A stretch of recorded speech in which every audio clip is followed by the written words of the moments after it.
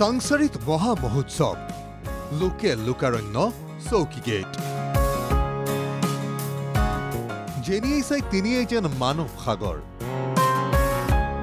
কামৰূপৰ সাংসাৰিত শ্ৰী শ্ৰী ঠাকুৰ অনুকূল চন্দ্ৰৰ শ্ৰী বিগ্ৰহ প্ৰতিষ্ঠা স্বৰ্ণ জয়ন্তী ভিন্ন প্ৰান্তৰ বিভিন্ন লোকৰ সমাগমেৰে ভৰি পৰিছে মহোৎসৱস্থলী পৰম প্ৰেমময় পৰিৱেশেৰে আবেষ্টিত হৈছে সমগ্ৰ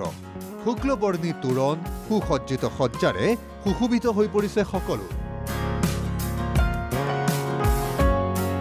বিভিন্ন ধৰ্মীয় অনুষ্ঠানৰ লগতে ব্যৱস্থা কৰা হৈছে চিকিৎসা শিবিৰ সাংস্কৃতিক অনুষ্ঠানেৰে মুখৰিত মহোৎসৱস্থলী শ্ৰী শ্ৰী ঠাকুৰ অনুকূল চন্দ্ৰৰ বিষয়ে এইদৰে ক'লে ভক্তই অসমৰ নহয় কেৱল ভাৰতৰো নহয়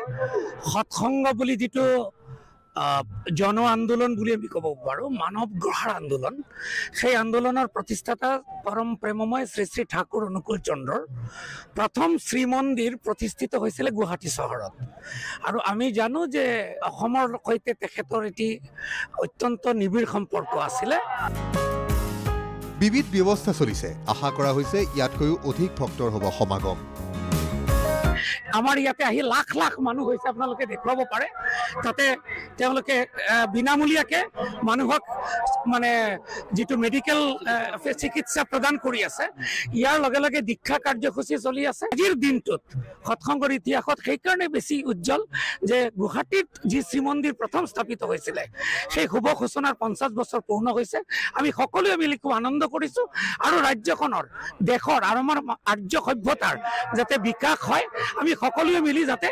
জীৱনটো ভালকে যাপন কৰিব পাৰো সেই বাৰ্তালৈ আমি আজি সমবেত হৈছোঁ